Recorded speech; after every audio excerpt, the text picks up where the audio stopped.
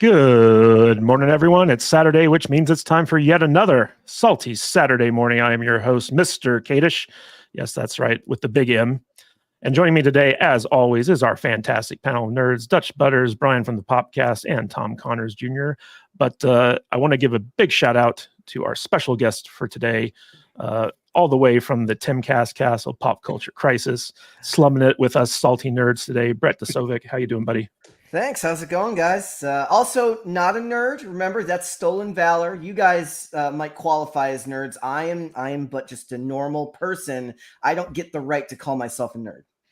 You know, Brett, Brian and I have a bone to pick with you. Oh, because we've both been out to the Pop Culture Crisis studios, and each time we were forced to sit in a middle plane seat. Is that how you treat your guests, sir? You can when they're setting up the flight, you say, "Please don't give me a window seat." So you should take responsibility for your own actions, boys, and tell them you don't want a window seat. No, I'd have taken a window seat. We got middle seats. Us two fat. Yeah.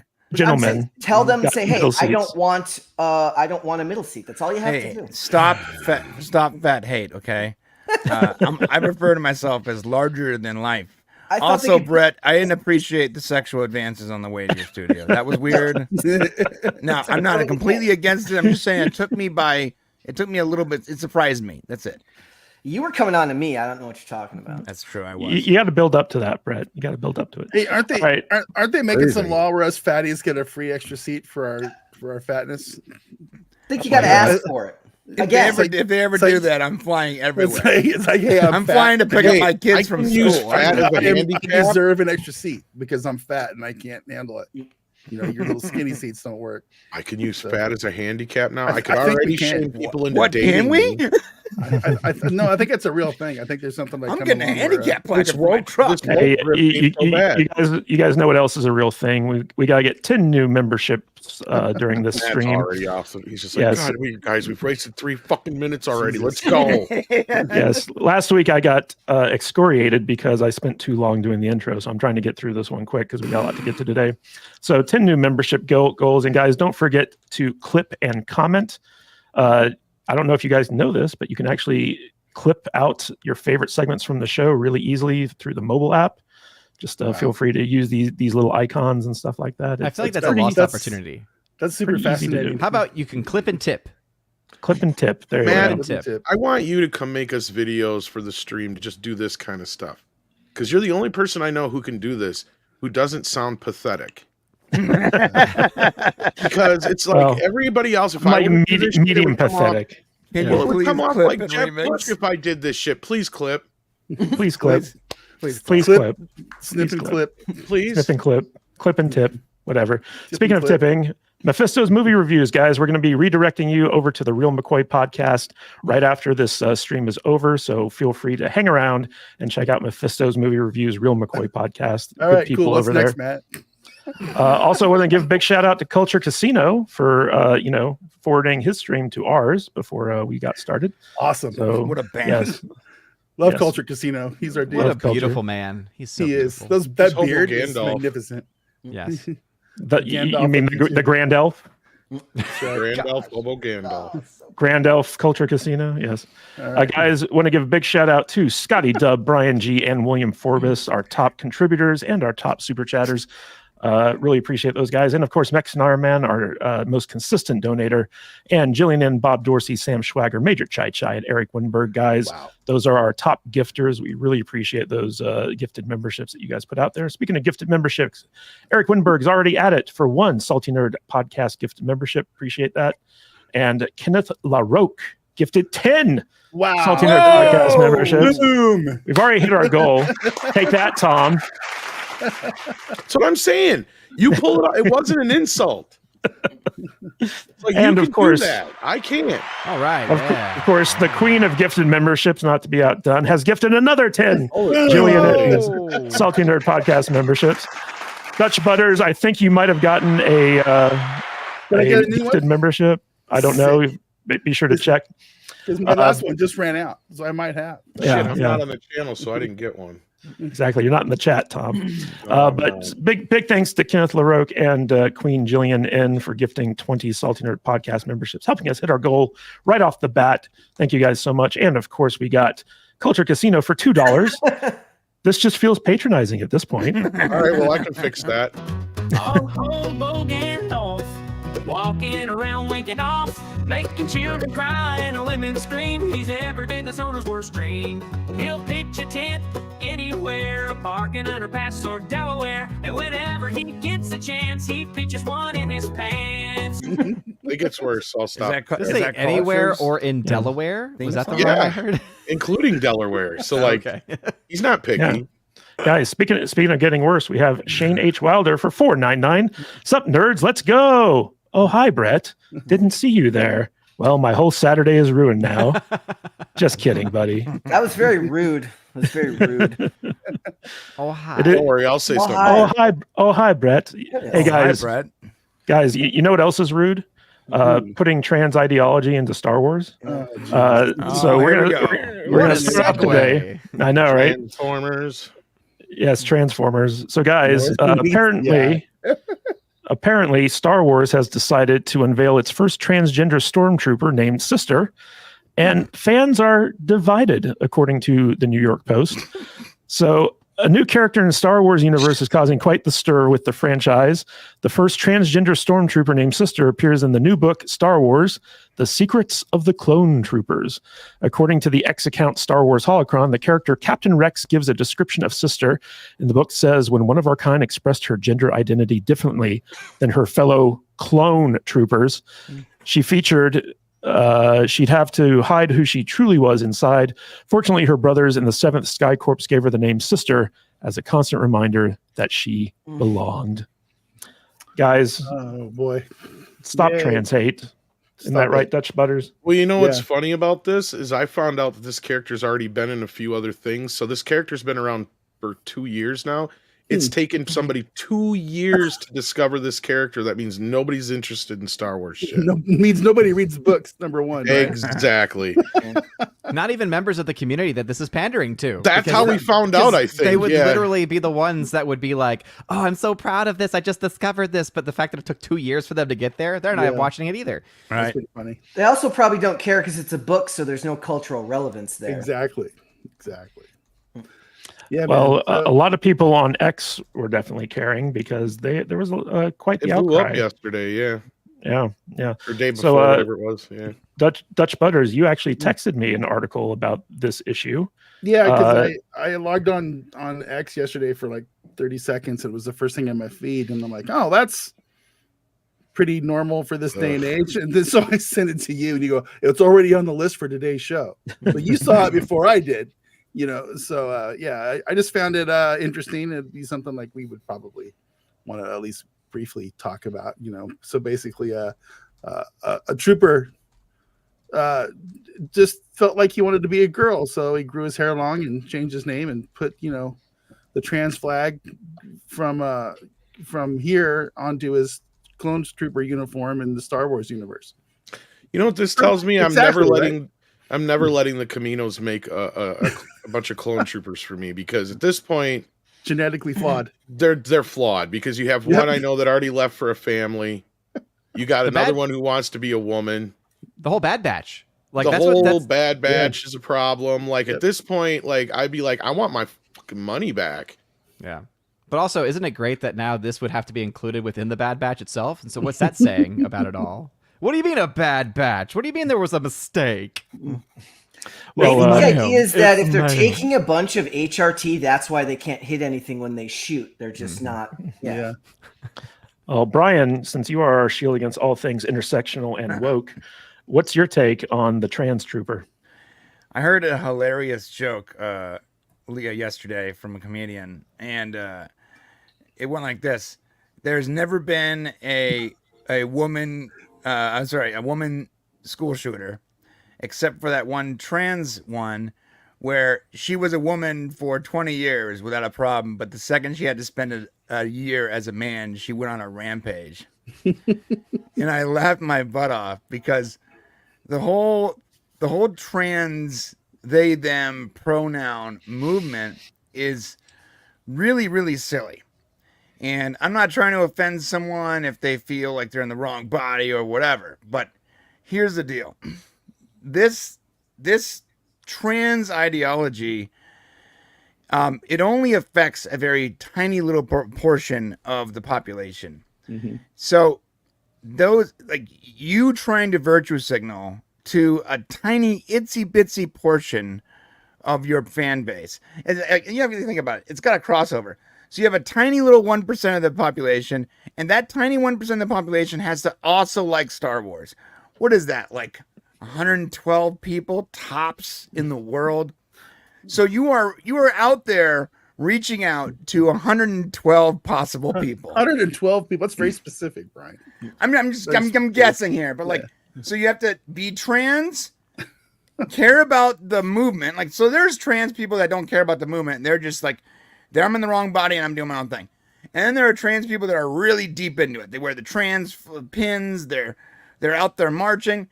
You have to have those people, and they have to be Star Wars fans to get them to want to watch or, patronize your product. So what was the point with this? It doesn't move the needle for you. Like, there's nothing about this is a good business decision. It's only there to stir up trouble, to get people to talk about it online like us. Yep. That's what it's for. It's not actually to get more Star Wars what fans. It kind of felt like, considering when I heard this thing, this character had already been out for like 2 years now, and this thing's been around forever, and somebody finally discovered it. And when I traced it back or saw who originally had posted it, wasn't it one of the pro Disney Star Wars people anyway that posted this thing? So I agree with you. I think it was just to get us talking about it. Right. Well, we took the bait. Good job, guys. We took the bait. We always take the bait. Fucking stupid. That's what we do. We constantly take the bait. Everyone always takes the bait, right? The trans bait. Time. Yeah, bait bus. Baitbus.com. Remember that in the late 90s? Odin remembers. Look at his face. He remembers. He remembers bait bus. Yeah, you remember. What are y'all even talking about? Tom, before the show, me and Tom were talking about modernity, right? We were talking about jokes that don't age well in movies and television shows. And that's what most of it always feels like to me, is creeping modernity that feels great in the moment for the person writing it. Not to say that this person can't write a good story. I haven't read that book. But the point is the best art, at least the art that I find that I love the most when it comes to movies and television, has a timeless feel that doesn't scream of a certain era, at least not as blatantly as something like this does. Also, the art was just kind of bad. Like, the picture of it is just kind of bad. And I see these topics and I get very exhausted with most. Did you guys see that other picture that's out there? Yeah. I saw the photo, and there's another one though. Oh, is there more than one? Okay. Yeah, I'll bring it up here. Go ahead. Sorry. I was gonna say I kind of chalk this up with them inserting this crap into like Star Trek, where we got the pronoun lecture in Star Trek Discovery. Oh, it's just like this little stupid thing that they threw in there for no reason other than to virtue signal, and then now it's over with and done. But you're talking about the chick with the shaved head who looks like she's 15. She comes in. She literally talks to what's effectively her boss and says, "You need to refer to me as my proper pronouns." And he's okay. Yeah, so they're just So I guess this was commissioned work, and it's in one of the books or something like that. But like, if you zoom in on this, you can definitely tell. Like, this head looks like it was like plastered on here, and I'm so confused because aren't they all supposed to look like Boba Fett? Yes, I thought that was Tekashi 69. Yeah, that's what I'm saying. Like, this just looks like some random black dude's face you found on Google and just plastered it on this thing. That's the chick from Acolyte. That's who that is. Is it? Probably not, but that's who it reminds me of. Yeah, probably not. But Brett, one of the things I wanted to talk about when it came to this thing is that it's not so much that they're trying to stir up controversy, get people talking about them. In my opinion, this is really long been a concerted effort to kind of normalize this type of stuff. In fact, I wanted to bring this up because again, I came across this in Twitter. I don't know why Twitter's serving me this stuff, but it is. So there was this thing here where it says transgender women are better lovers than biological women, boast straight TikTok star. Apparently, it does not make you gay to have sex with a transgender. I got It 100% makes you gay. 100%. If the person having sex with you has a penis and This you have is a the penis, worst. then you are gay. I'm sorry. That's just biology, Holmes. It's funny you mention this, Matt. This is what I call have you heard propaganda, which is the type of articles that say like, oh, did you hear that working out is actually really bad for you? Oh, that's crazy. They love those types of articles that push back against everything that you know with common sense is true. Yeah, you know what? Working out's bad for you, and I need 5 burgers from Five Guys. I feel good about that. Yeah. Let's go with that ideology. It makes me feel good. Yep. I mean, It just gives me, excuse me, Butters. It just gives me a reason to play this clip. Why are you gay? Who says I'm gay? You are gay. I love that so much. so funny. Yeah. I got news for you. That means you're gay. Why What are were you you gonna Star say, Wars Dutch? gay? I don't remember. It's okay. It's gone. All right. No, but Brett's right, and this stuff is going to age badly. He's 100% correct. This is like what we were saying before the show. Our conversation was like the jokes that are too set in a certain time will not generally age past their due date. And what you're doing is that to everything, right? Because you are rooting everything in so much social commentary and political commentary and nonsense that in 10 years from now, we're all going to look back on and go, oh shit, I can't believe we acted that way.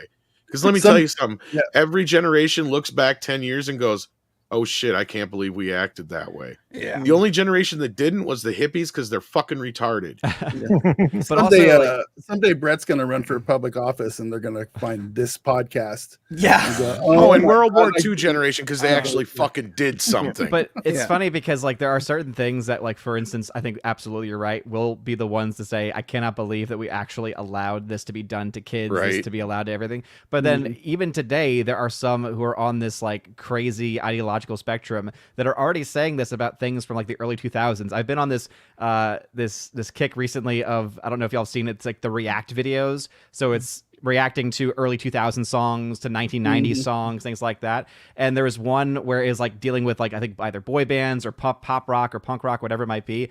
And the band's name was Boys Like Girls. And they had to make comments about it. They said, I love this song, but oh man, yeah, that band name, girls like girls, boys like boys. And I'm like, are you kidding me? It's like, of all the things to make a comment about, you're going to just go after their name for being non-inclusive?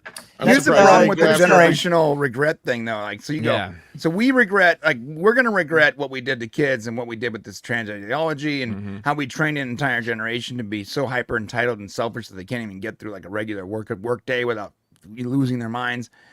What we in the 80s, 90s were regret is like drawn on eyebrows and super baggy pants and tight Gap shirts. No, or I'll something take the like that. baggy pants back over these tight gay ones we got now, Brian. I mean, I get You that, know but what? I'm I saying wish it was what my our father's regrets were generation, like though. the girls drew on No, their I hear ya. eyebrows. At this point, I we would didn't rather shave have- enough, and I we would wore rather weird have- clothes. We I weren't would grooming kids. I would rather have my father's issues, which were the Vietnam War and disco at this point, right? Like that's what I'd rather. Right. Like, yeah. Like there's an entire generation there that are being raised to care more about their like whatever their most petty feelings are than to actually worry about anything going on around them. It's not I'll- healthy. It's not good. Also, gentlemen, the fact that we went through 30, 40 years of Star Wars without any politics being injected into it until Disney got here. Right. It's like, the best movies are always timeless. They're movies George that claims aren't there's dated, politics, all that but- stuff. I mean, there's got to be I a mean- joke there, right? Imagine someone like 10 years ago being like, hey, what's next? A trans stormtrooper? Huh? And then you see it 10 years later, and there's like that was at some point, that was a joke. Someone was making a joke about this exact thing that's happening in real And life. to be fair, there was too much politics in the prequels, remember? And we all bitched then. We're like, kids don't want to sit here and watch, But a Senate there's a talk difference. for 2 hours. There's a difference between political messaging and having politics. No, be I part hear of your you, but story. at that point, they should have known that this shit ain't gonna work. And this But- is also what I think is hilarious too. Is they don't even think about this shit, and we've talked about this how many goddamn times now. where it's like they're alienating their audience, at least half of their audience, if not more than that, right? And now Hollywood's finally starting to understand that with this new Sebastian Stan Trump movie. It's like, where were you idiots 10 years ago? Right. Yeah. I mean, I rewatched V for Vendetta recently, and I don't know if they could make a movie that deft these days. I love that movie so much. I know there's people that don't like it, but I love that movie. I love that. I don't understand it. Guys, you know what I love? Our super chats. We got Culture Casino for $2. Okay, this feels more like it. Thanks, Tom. So big shout out to Tom for making Culture Casino feel at home. Tom, I can tell you why I like it, and that's for me, a movie has more to do most of the time with a strong lead actor giving a great performance, so I can forgive a lot of story and plot elements. And no matter how wrong they were about the future of Britain in that movie, it doesn't mean I don't think the story wasn't executed well. Personally, it was a good movie. I think which movie? I didn't catch the title. V for Vendetta. Oh, V for Vendetta. Okay. My biggest takeaway from that conversation we just had right now, for some reason, is that I need to go return my skinny jeans that I bought last week. Yeah. So, I will never return They my even do it to sweatpants. What the fuck? Speaking of skinny guys, let's give R to the Ickies, $9.99 super chat. Imagine Tamora Morrison playing a tranny trooper in the next Star Wars movies. Just 2 hours of them demanding respect and crying about being misgendered. hey man, as long as Leslie Headland is directing, it'll be okay, right? But also, like, isn't it kind of true that, like, at least the way that I always see this stuff, the books go bad, right? And it filters into the TV show more. But when they get to the movies, it's softened as much as they can because they have to try to appeal to the largest audience they can, which is why I'm way more hesitant to watch TV these days than movies. Yeah. At least at the big budget scale, right? When I go watch I was talking about how like forgettable Uncharted was, but it wasn't forgettable because it was horrible. It was just a average movie. It didn't have It was an average movie, messaging. Yeah. I'd say there was nothing to talk about. Boring. It wasn't that special. Anyway, guys, speaking of special, Major Chai Chai is a member for 9 months. I believe he upgraded his membership to extra salty. So welcome, Major Chai Chai. Thank you for being around for so long. And then we have Way Too Dumb Motherfucker Gentleman for $1.99. Y'all lisping, saving for a Tesla Optimus robots. Dude, I want one of those robots so bad. Oh my God. Burn We'll them. talk about that if we have time to. Oh my God, I want one so bad, dude. I just need Project Eggroll to come back on the show to read all of his. Yes. I was trying to make that clip, but it was hard. Neil, a member for 8 months. Keep up the good work. I've been rewatching Xena and Buffy, remembering how good we had it back then. Good writing and not insulting your brain. This is true. Love Buffy. And Yeah, Major I was Chai watching Buffy Chai recently too. for $25. Since I was slow to gift memberships, here's a super chat instead. Have a great weekend. Thank you, Major Chai Chai. Appreciate you. What a stud. And then, of course, we have the one and only Anthony Mark, member for 17 months. Remember the 5th of November. I love the movie V for Vendetta, 2005, 20 years ago. Remember the 5th of November. You know what's funny is this year, that date is extremely relevant. Yep. You guys want to know what isn't relevant? Basically, the new stars of Hollywood. That segue was like that was great. Yes. Just waiting to pick up what you dropped down, Brian. So, I'm guys, gonna clip every one of your crazy segues and just do like a compilation of Matt Cadish segues. Guys, so the Hollywood Reporter just released this list of the 50 most influential influencers who are now the new A-list of Hollywood. And by the way, everyone out there watching the show, whether it's on replay or live, all the links to the articles we're covering are in the description if you want to do your own research here. None of these people. Nope. So guys, what's interesting about this article, first of all, it's very women-centric, a lot more women on it than men. It is. The men who are on it, most of them are gay, non-binary, or trans. One of the interesting things that I got from this article is, number one, a lot of these people are Hollywood adjacent. Like there was one woman who is married to a supermodel, like a male supermodel. And so like she was doing like trad wife stuff at their like luxurious home in Texas or something like that. So it's like, oh, well, no wonder she blew up. So like there are a lot of these people who are like actors or people who were involved in Hollywood before they became influencers. Is that Nara Smith? The woman? Possibly. Yeah. Possibly. But we got like Charlie D'Amelio on here, who's like the biggest TikTok dance creator, like, out there. But, her family has been negotiating with Hollywood for pretty much years now to get like, reality shows and get her on Dancing with the Stars and stuff like that. A lot of the people on here who start off as podcasters were a part of a podcast network that really like sent them a bunch of traffic, blew them up tangentially. Very few of the people on here are people who actually kind of like, I feel, earned their stripes. I think maybe there was one actually like Twitch streamer on here who kind of like blew. I think it was Kai Cenat. Yeah, it was Kai Cenat.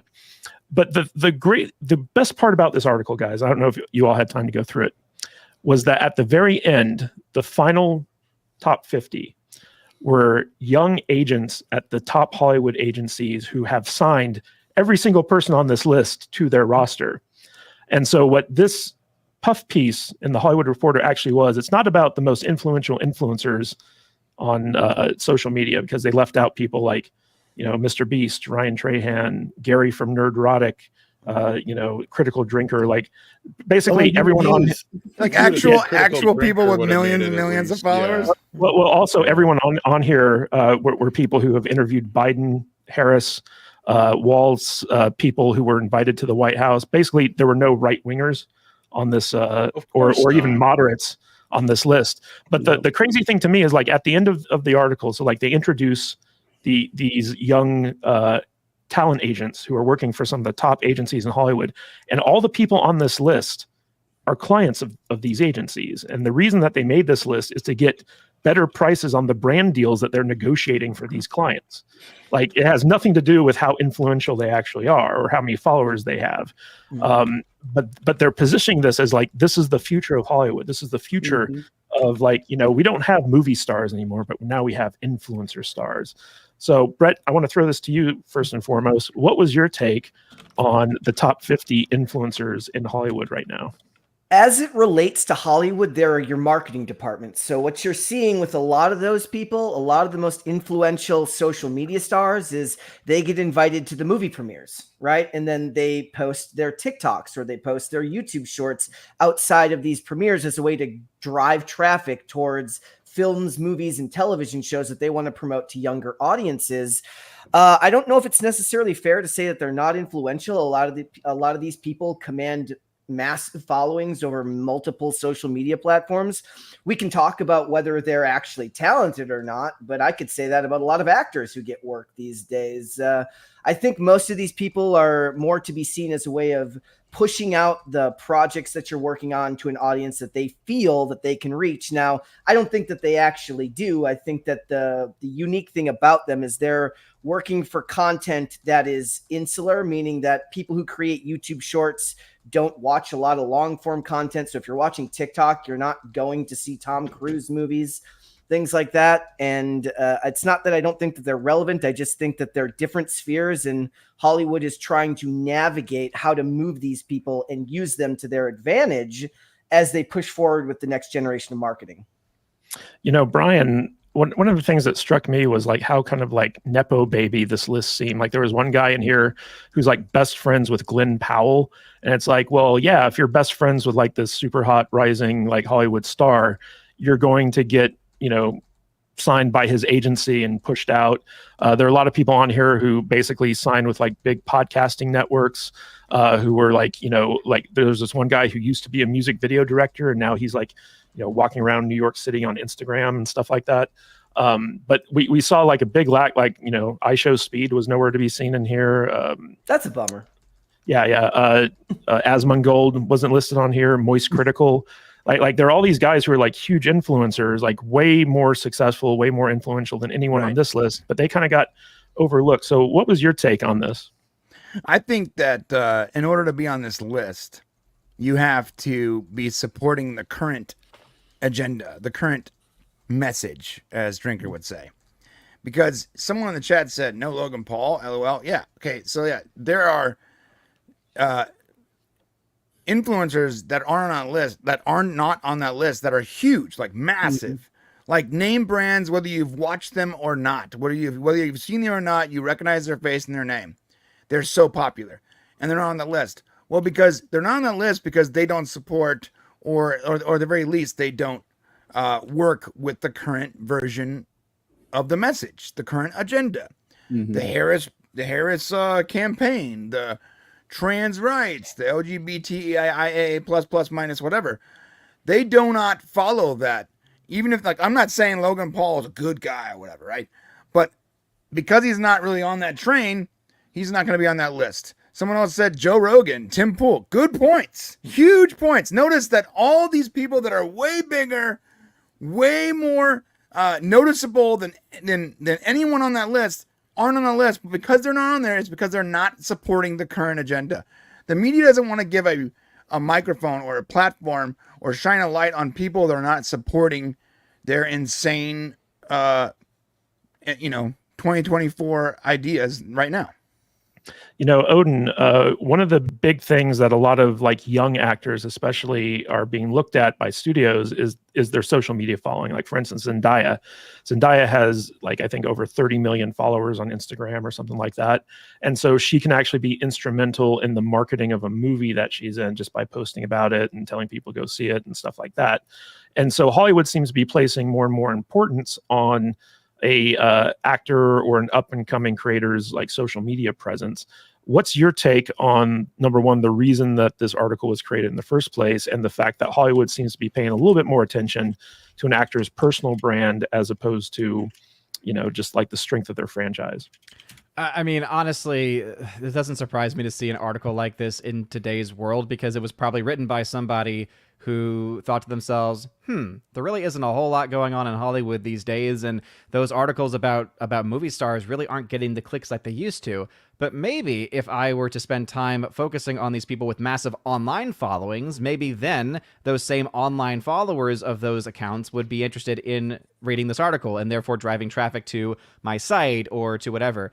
The issue I think that ultimately comes up is that we're dealing with a generation that, yes, they might be able to be on TikTok for hours and hours and hours a day, but what they're still consuming are very small bite-sized pieces of information, very bite-sized video clips, and they are stuck in that world. They're not going to be the same audience that's going to then say, ooh, there's a news article that I could read about my favorite TikToker. Yeah, I'm sure that's exactly what they're going to want to do. They're going to want to get off of TikTok. They're going to get off of Instagram. They're going to want to get off of their social media app just so that they can then sit down and read a news article. It's the most tone-deaf thing I think I've ever seen, because it shows that they have no idea, one, who their audience is, but also it reminds us they have no audience anymore. And I think a lot of these sites are really seeing their downfall and really seeing a lot of loss in revenue. And that's why so many of these media companies especially have been shutting down, or have rumored to be shutting down, or on the brink of bankruptcy and the brink of shutting down itself. So yeah, I can't say I'm all that surprised that they're trying to push this because they're trying to get clicks, essentially. I don't think it was made with any actual sense of, oh, this is the real world and these are the actual people taking the place of Hollywood. I think it's more of their attempt to try to get clicks. Well, this article was actually written by a group of people, and I think it's pretty clear that the top talent agencies in Hollywood all coordinated to have this article written to feature their clients. So this was the biggest puff piece I think I've ever seen. But Mr. Butters, you yourself came on before we went live and basically said, I've never heard of any of these people. None of them. So do you think that articles like this are meant to create awareness amongst normies like you who maybe have no idea who these people are? Do normies read the Hollywood Reporter? I'm not really sure who this article is supposed to be for, to be completely honest with you. It's certainly not for me. I mean, I still have no interest in going out and searching out any of these accounts. I mean, these are just a bunch of young people out there doing their thing. And like you said, they're all connected, and they're all there because they know somebody, right? Isn't that kind of basically the gist? It's like getting a job in Las Vegas. You got to know somebody to get a job in this town, in the casinos. Yeah, man, there's nothing here for me. I look at this list, and what I'm reminded of is that one ago. Remember when you and me went to the football game a couple of years ago, Matt? Mm-hmm. And we're sitting there in your seats, and we look over about 6 seats down, and there's this kind of hot chick on the back row of Allegiant Stadium. She's got her phone, and she's dancing, and she's like hooping and hollering. And we go over and talk to her. We find out, she's a Instagram chick, and she's also a bottle girl at one of the clubs, and she's got like, 600,000 subs on Instagram from sitting there and, and being just kind of goofy and stupid on her Instagram, but you know, she's an influencer because she's kind of hot, you know, and that's what I see all these women, and I see all these kind of effeminate dudes, you know, with their fancy clothes and stuff doing the exact same thing. There's nothing new here that I see. It's just TikTokers doing TikTok things, and these are the ones that have the connections to make themselves blow up, I guess. So yeah, nothing for me. It's not for me. It's not for me, and I have no interest in it. And I'm gonna watch stuff like you know, your guys' channels, and I'm gonna watch Gary, and I'm gonna watch Brian and Brett and Odin, and you know, you guys are my influencers. So you know, that's just how it is. It's not for me. Well, you know, Tom Connors. So, like, there was definitely a political leaning to this Hollywood Reporter article. There was this one gay football player who talked basically. He talks about what it was like being in football and being closeted. And when they asked him the puff piece question, you know, who's the person whose social media account you'd love to run for a day? He says J.K. Rowling because I'd love to delete her Twitter. Nice. And then there are a lot of people there who have been invited to the Biden White House, who have interviewed Biden and Kamala and, you know, people like that. And, you know, I think the only people I've heard of on this list are Rhett and Link, who are from Good Mythical Morning. They're kind of a big YouTube channel. It's like but old school too. Yeah, but it became very obvious to me that basically all of these influencers here are basically on this list because they're able to get brand deals and make money promoting brands. And I'm thinking that Hollywood might be shifting more to stuff like this, even though, like, you know, the movie and TV stuff is far more like recognizable. This type of stuff, when you have people who have like even just like 1 million followers, or in some cases 10 million followers, in Charlie D'Amelio's case 125 million followers on TikTok, a lot of talent agencies look at that and be like, ooh, the commission on that would be pretty sweet if we can even get just like 5% of that to convert to a brand thing. So Tom, what's your take on Hollywood's new kind of like pivot towards these influencers and away from actually like big Hollywood actors? Because they don't know how to make a movie star anymore. That's why. That's, I think, the biggest thing about this. Because I like, you know, Matt too, or whatever you want to call him. I refuse to call you Dutch Butters. That just sounds gay as hell. Yeah, well, you're gay. All right. I might be like 20% gay for all I know. But no, like, I think this is clearly just like you guys are all right. This is to cue people into who they're supposed to be following on Insta tickers. And that's pretty much it. I don't know any of these people. I think I'm tangentially familiar with one or two of them because like Hot Ones or whatever. Look, that guy was on there, I guess. I'm like, okay, I didn't recognize him. And there was like one or two other people, like I think I've heard their name brought up at a time or two, but other than that, never even heard of these people, never seen their faces before, wouldn't be able to tell you who they were, couldn't pick them up out of a lineup. But I think that's the bigger thing here is Hollywood has no idea how to create a movie star anymore. And they have made more choices as far as who's going to star in their movies in the last 5 years by how big somebody's Instagram account is than if they're actually talented. Yeah. Zendaya, that's why she keeps getting into movies. If you guys want to know the answer, that's the simple answer. Because she has the biggest Insta-tick following. Why is Timothée Chalamet same thing? Zendaya gets into movies because she's the greatest actress in film. Well, Timothy can actually act. Okay. A good example right now is Selena Gomez is in. She's another one that's really popular. She's one of the most followed social media accounts in the world, right? And that show has Martin Short and. The kids watching it have no idea who they are, Brett, but they know who she is. Exactly. Yeah, guys, that's the thing. Like, you reach new people. Both Zendaya and I'm sorry, I'm blanking on her name right now. Selena Gomez. They were both child actors in the Disney. That's true. Frame. So like they had kind of a head start on building that. My following. point is that we're just basically at the next step of that, right? Like the next evolution of that. Because, and look, I hate to call out the elephant in the room here, but it's superhero movies that did this. Yep. Superhero movies got us to a lot of this place. The other half of it is just, social media and politics, and we can actually see how stupid these fuckers are now because we all knew they were dumb, right? But now we can really see how dumb they are.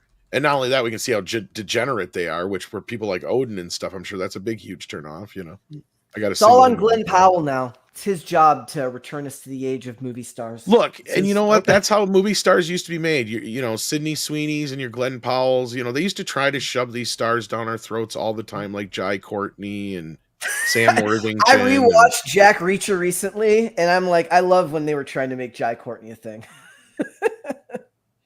But you just got to let them happen naturally. They will happen eventually. Tom Holland's another one I know that has a big following. So, like, again, they're making more of their choices off of this. So I don't know if they're necessarily pushing like these are the next people who are going to be big actors or anything like that. But I think the bigger thing is now is that what you're going to see a shift in is no longer are you going to see, you know, get the MasterCard today. I'm Tom Hanks. It's going to be get the MasterCard today. I'm one of these fucking influencers I don't know. Also, right? Like that's what it's going to be, is those kind of things. Yeah.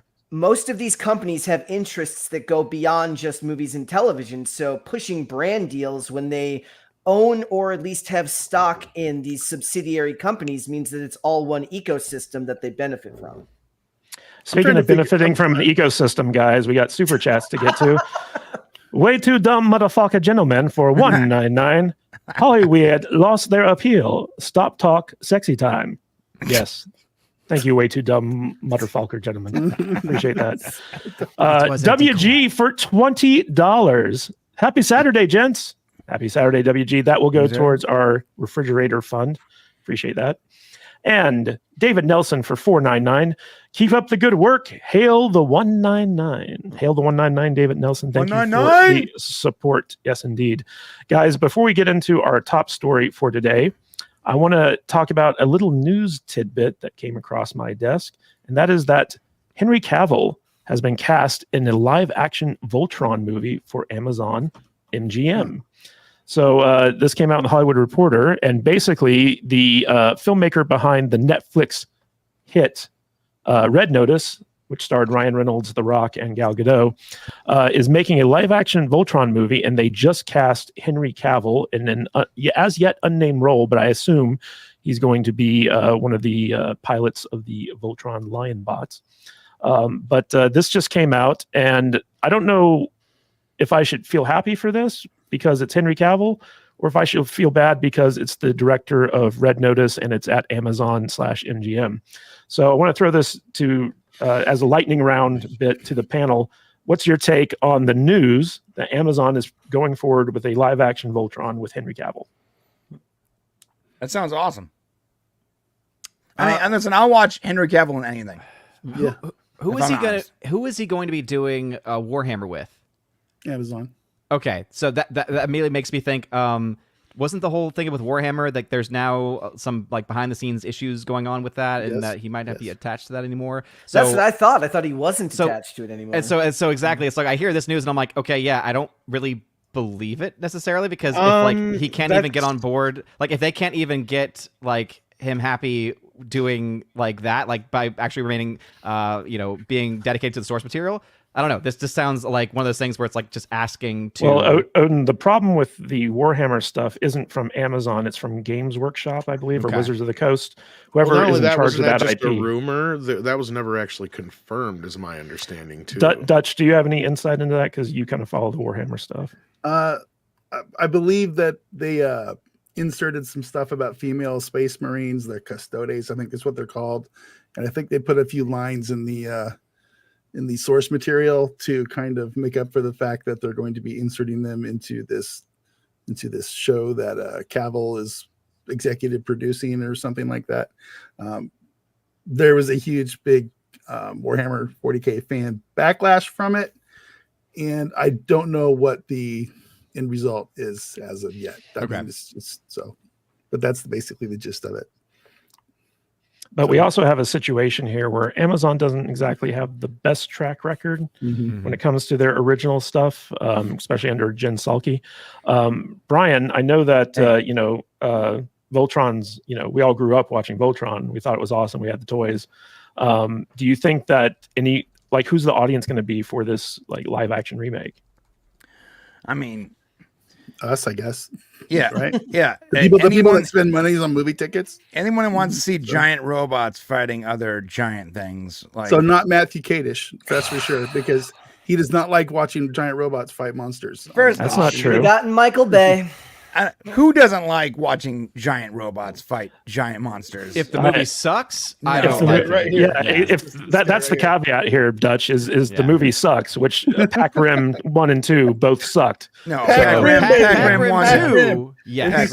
Pac Rim 1 did not suck. Pac-Rim 1 was No. good. It wasn't great. Yeah. Pac Rim Look, 1 was not good. look. It was stupid as It hell. was awesome. This Best movie ever. is for, I'm sorry, but it feels like it's for like men. So it's going to be targeting obviously people like us that watch the cartoon, had the toys, whatever, but also for like people that like to watch real action stars. Henry Cavill is an action star. For some reason, the guy cannot make a movie where he's not in it for only 5 minutes, but but he's promoted as the star of the movie. Maybe we'll actually get a movie with Henry Cavill as the star, piloting one of these Voltron robots or whatever. So he's got a Highlander working on next year. He's got this movie and Warhammer 40K. Highlander should be sick. He's gonna Yeah, that knock should that be out of good. the park. Look, Amazon, when they pick franchises that they allow to leave to their own devices, doesn't always seem awful. Reacher was great. At least season 1 was great, and season 2 was That was fine. produced by Paramount, though, wasn't it? But I'm saying, but if they're going through there, is the idea here that they're going to leave it alone while producing it, right? I enjoyed the Terminal List. I don't know. It just seems that like the type of thing that they would want to leave alone in some cases, but when it comes to remaking cartoons, they won't. I don't believe that they will. They'll leave the dad shows alone. They're not going to leave cartoons alone, especially if it was influential when you were young. Well, I'm a little bit skeptical about Rawson Marshall Thurber, who's the writer and director of this upcoming Voltron movie, because I don't know if you guys watched Red Notice, but it was not good. It was far from good. I think It was so far from good, the light from good would take 1,000,000 years to hit it. It completely succeeded based off of the star power of The Rock and Ryan Reynolds. And Gal Gadot. I'm pretty sure it was still a flop by all standards because of the budget. Like, Yeah, they spent a lot of money on it. Well, it was a $200 million budget, but according to Netflix, it was like, their most popular quote unquote original film, even though they bought it after it was made. yeah. It was a success. All I know is if they're going to keep on mining our childhood for new movies and television shows to redo, I really want them to go do a new Thundar the Barbarian. It needs to happen. That's the only thing that I will give my blessing to, that they need to remake for a movie or a television show in live action. They can do it now. I want to see it. Thundar the Barbarian. Make it happen. Why haven't they done like a GoBots movie or a Mask movie or something like that? What's stopping them from doing that? You guys remember those? Because movies like G.I. Joe didn't take off. That's why. Yeah. Well, we're I gonna think they get should GI make Joe Transformers crossover. They're going next to keep year. trying. I think they should make a new version of The Mask like Joker. Well, First we're going to talk Joker, about not second Joker. We're going to talk about Joker he's in a little thinking bit. of a totally different mask, though. I think. Yeah. Brett, I don't think Brett knows the mask that I'm talking And about. it It was was the funny one. about that. And what's Why? funny- Because I gotta. You know what's hilarious about that is the original comics are more like the Joker movie. I know. If you've ever read the comics of the mask, they're pretty gruesome. I would love Yeah. that. That's what I'm saying. Yeah, I would but love Yeah. Brett, I wasn't talking about the mask. I was I'm talking about talking about M-A-S-K. M period A period S period K that. Well, you period. should have said that. Yes. Haters working My name is overtime, Cuban Beats. fighting I'm the crime king of the all Rumba the Beats. time. See, it's memorable. Odin Chicky boom, knows. chicky boom, chicky boom. Wow. So good. I love it. Back when Jim Carrey still had his marbles to him. That was nice. Yeah. Okay, guys. So real quick, No, not the Eric Stoltz mask either. That's Yeah. way Saw deep. that there. And don't worry about Red Notice because we have Red 1 from The Rock coming out this year. Oh gosh. all right, guys. I want to talk a little bit about Zachary Levi and how it looks like he's being blacklisted from Hollywood for his recent support of not only RFK Jr., but recently coming out and saying that he supports Donald J. Trump for president. And there was this interesting article in a Hollywood Reporter where it said, "Did Zachary Levi just commit career suicide, or was endorsing Trump a lifeline for his career?" And again, guys, you can check out all the links to the articles in the show in the description below. But one of the things that was very interesting to me is that, so Hollywood is very well known for being far left-leaning, and there is a blacklist. If you're a conservative or a centrist or a right-leaning person in Hollywood, chances are you're not going to get hired, especially the more high-profile you are. In fact, when I worked in Hollywood, there was a kind of like support group that was run by Gary Sinise. It was called Friends of Abe. And it was basically a group of people who weren't leftists that worked in Hollywood, and they go to dinners or these like parties and events and network with one another. But also it was mostly just like, like almost like an Alcoholics Anonymous thing where like, all these people are having to hide who they truly are in Hollywood in order to just continue working. And they needed like some type of emotional support network. And, John Voight was there and like some like more higher profile people, but it was actually a very kind of like emotional thing. I went to a few of these meetings, even though I didn't work in the industry at the time, but there were like people there who would literally start breaking down crying. And this was in the Obama era, right? Where basically like their kids were coming home from school and basically, bad mouthing their parents for not supporting Obama or something like that. And they just felt like, like my kids are slipping away from me. I can't instill like my values to them and all this other stuff. So it was a very emotional thing. And it's kind of funny because Zachary Levi, whose like big breakout role was Chuck, right? Mm-hmm. Now, Dutch, we've had Adam Baldwin on our show before. We interviewed him. Adam Baldwin is a straight up gangster, and he is not afraid to basically, espouse his political beliefs. And in the Chuck show, he played like a far right Reagan loving, like CIA assassin guy, like unapologetic. But you can tell that like, maybe some of that rubbed off on Zachary Levi a little bit. But what was interesting about this article is that they kind of pointed out that Zachary Levi's movie career has been kind of floundering. Like his Harold and the Purple Crayon movie was a big bomb. The Shazam movies have underperformed. And so what they say in this article is that Zachary Levi has actually left Hollywood. He's moved out to Texas, got his own ranch out there, and he's focusing more on faith-based projects, kind of like how Jim Caviezel is doing. And so like they're saying that what he's actually doing here with this endorsement is basically a way to try to salvage his floundering Hollywood career by appealing to the MAGA base. And I think that that's a little bit cynical on the part of the Hollywood Reporter, but at the same time, I can kind of see the logic behind it. So I want to go to you, Odin. What do you think about this? Do you think that this is Zachary Levi basically committing career suicide, or is this a calculated move to try to pivot his career and consolidate his fan base? Yeah, I mean, because as you were saying all that, I was looking into his IMDb because it's like, is he really like canceled or like, blacklisted or whatever it might be? He's got 7 upcoming projects. I mean, he's in pre-production on at least 3 films. He's in production on 1, post-production on another, and then 2 that have been completed. And whereas a couple of them, it seems like they might have that more, I guess, faith-based type story to them, there's a bunch of the others that just seem more like independent films. And so it seems more like, if anything, he's maybe moving out of that Hollywood system, maybe more so moving into like the independent scene or the low to mid-tier budget scene, which is fine. I mean, as someone who enjoys those films, and typically those films are often better than much of the major big budget Hollywood fare these days, I think that's a good place to go. I wouldn't say that he's trying to appeal necessarily to that base, though, because even though he has endorsed someone like Trump, he did not do that like out of just some like change of heart or anything like this. He was someone that was supporting RFK, and it was only when RFK started to endorse him that he said, like, by proxy, that he would endorse, right? And so it's not that he is a full-on Trump supporter. It's more of like, in this election, he's going to go with this guy versus this other person, right? Versus Kamala. And so I think that ultimately that's obviously going to hurt him in the eyes of a lot of the woke elitists in Hollywood, but it also sounds like he still has several films that have yet to come out, several films that are still in production, or at least in the process of being in pre-production for. And so I think that ultimately he'll be fine. And I think that especially once think about it in long term, right? Once this election's over, right? If things go a certain way, then that will be theoretically the last time that we have, right, the big orange man that everyone always freaks out about every single time his name gets brought up. And so I think that will inevitably cause things to maybe cool down a little bit.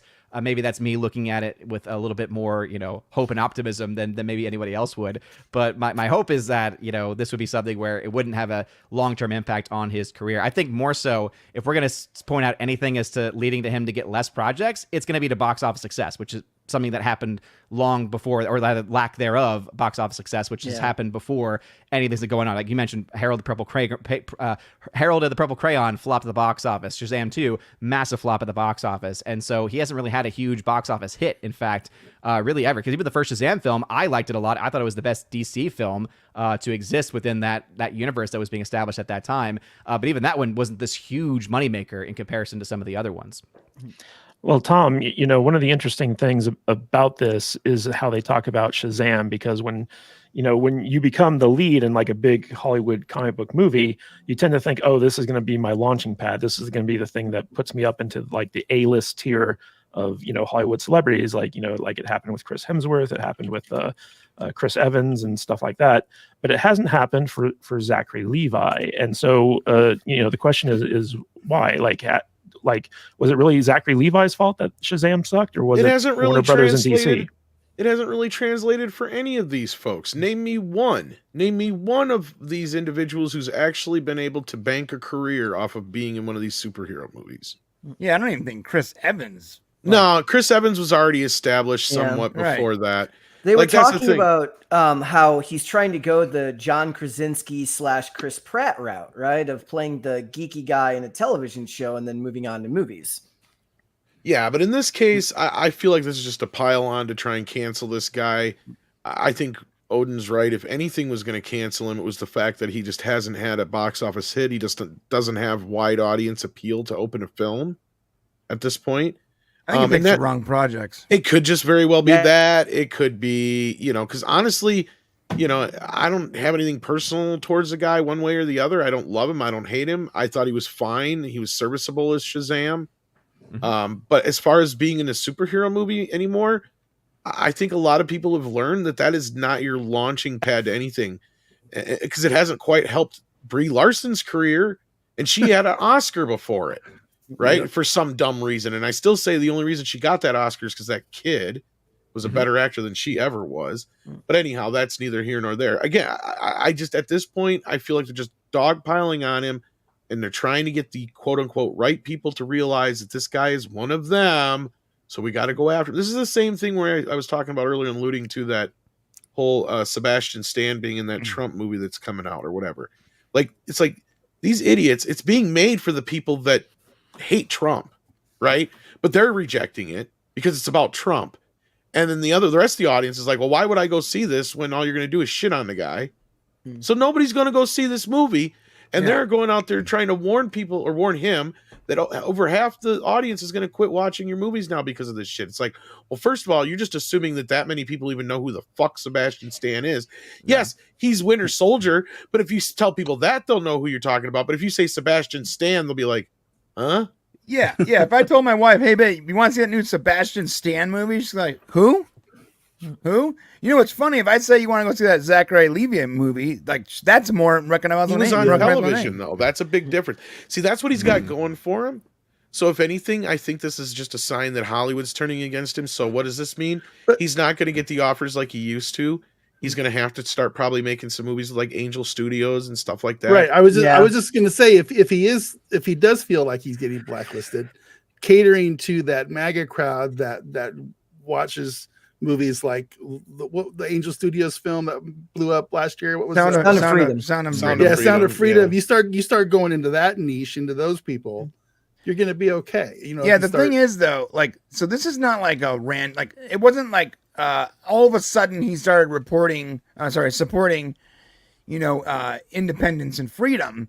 Right. It wasn't just, RFK turned him. The guy has always felt this way. Him and Baldwin have always been hand in hand in that. In fact, a lot of the cast that was on Chuck, if you go back and watch the interviews, they're very USA, rah rah rah oriented. Baldwin is next level. Yeah, he is. Well, Baldwin's next level. But that entire cast, like you watch the interviews, and they're very, centrist. In fact, before RDJ and before any of this, in 2019, Zach was flamed for saying, "Don't take the vaccine if you don't need it." Mm-hmm. It's a silly thing to support. And then people were flaming me. It's like, oh, so now we're all defending big pharma? Mm-hmm. Is that what we're doing? If you don't need a vaccine, why are you taking it? He was speaking truth to power when it was the worst possible time to do so. Like the guy is honestly just a logical, normal, good dude, and he has he has the testicles to stand up for things he believes in. Good for him. I give him props.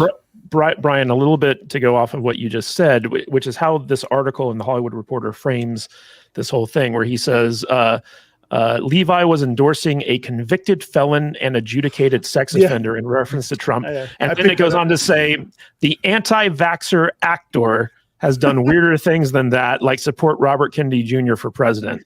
It's just a hit piece. And how many of these fuckers have said we should let Roman Polanski back in the country? He didn't do anything wrong. What company is this that wrote this article? Hollywood Reporter. It's not great. Hollywood Reporter is a bunch of fucking assholes. The best thing that he can do, and Mark Wahlberg and a bunch of other professionals in Hollywood have proved it, is become a producer early, start producing your own work, and when you get in on the financial level of Hollywood, you're a lot harder to ignore, right? But Brett, I think this goes to like a broader issue in Hollywood, which is basically like Hollywood does not allow for like wrong think, right? If you're someone of any type of profile in Hollywood, especially like if you're like a leading man type, if you espouse anything that's against the status quo, which is like the hyper left liberal kind of like belief system, there is a Hollywood blacklist. There is stuff where, because Odin pointed out, like Call it what it is, stuff, the extreme left. Yeah, a lot of Zachary Levi's stuff is like kind of like geared towards independent movies and stuff like that, and that's because Hollywood doesn't want to cast him. And I think part of it is, yes, he's not the box office draw that he was, but I mean, like, he's not getting any TV shows, like he's not showing up in any pilots. So, do you know anything about like how Hollywood blacklist people for wrong thing? Who is this? Was it for me? Yeah, that was for you, Brett.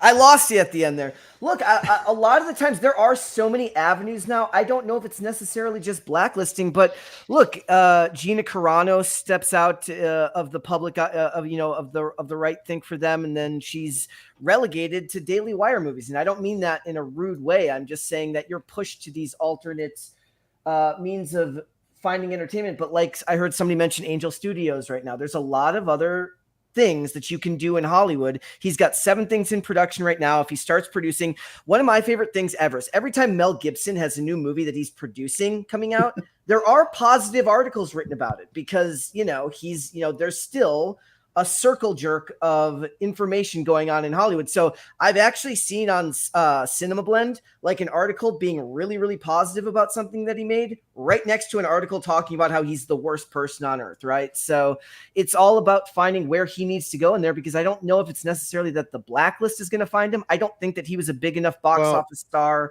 to really say that he was, a big draw anyway. The thing with Mel Gibson now is these people have a hard time trying to keep him canceled when they've all said worse things about Jews than he ever did. Yeah. It's true that, bro. Mm-hmm. No, I'm glad someone said that. But also it has to be mentioned that we're also living in an age where the movie star is not really there anymore, right? Like we have this perception of it, That's but as far what I as was like getting at, box office draw, right? We really, like, even if you go to someone like Tom Cruise can drive a lot of people, but he has to also be in the right film and the right project, right? That's why we can look and find look at what films Mission Impossible did Pick the right, yeah, exactly, right? And so you have to have the right film. Right film, right? And like, there's so many things that have to be right, but also it brings up something that I don't think was on our list today, but it's something that's be interesting to watch because it actually relates to this topic. Is how Terrifier 3 is currently doing some really, really amazing things. This is a movie that came out of basically outside of Hollywood completely. and it is not even going through the MPA. And if you don't know what the MPA is, you know how before trailers you always get that green screen of this has been approved by the Which MPA. I can't believe theaters are carrying it. Oh, and that's Yes. the thing that's got me That's the completely thing. like. This is blown showing away. that an outside film for $2 million done outside of the Hollywood system can break through even into the local theaters, right? You can actually now make a movie outside of that system and actually, as long as it's good. Again, that's the other thing. You have to have an audience. You have to have people that want to go see it. But this is showing that it is possible. And so I think that going back to Zachary Levi, it's called Terrifier 3. Terrifier 3. But Odin, an outgrowth of that is basically theaters are on their heels. Yeah. They're looking for anything that will bring people into the seats. Yeah. And so like they're willing to like go past like the MPA or MPAA. But however you imagine wanna say it. if more and more people start to do that, though, because now the theater is going to have so many more options outside of Hollywood, and then Hollywood's the one who ends up getting, shafted in the end because they're the ones still making films that no one wants to watch. Well, and they used to do this stuff, right? It used to be the drive-in circuit. That's where we got the B movies. That's where movies like Evil Dead and stuff came from, and Dawn of the Dead and such, and Cannibal Holocaust and all these other films back in the day that you would consider like video nasties and such. So like something like Terrifier isn't surprising to me, but I'm glad you brought it up because yes, it's something that does need to be pointed out. It does need to be talked about and said, look, this is what you can do. Because they used to do this, but Hollywood closed that off, right? That's what killed the drive-ins in America. Yeah, but Dutch Butters, there does seem to be some type of demand for like an alt Hollywood where you have stars like, Roseanne, James Woods, Gina Carano, like, all these like recognizable names who've essentially been canceled by Hollywood for their political beliefs, and they're looking for like outlets in which like they can, continue to make films and TV shows and projects that they care about. And I think Zachary Levi is just the latest in this thing where he's basically like looking for an alternative to Hollywood. And I think audiences are too. What's your take on this?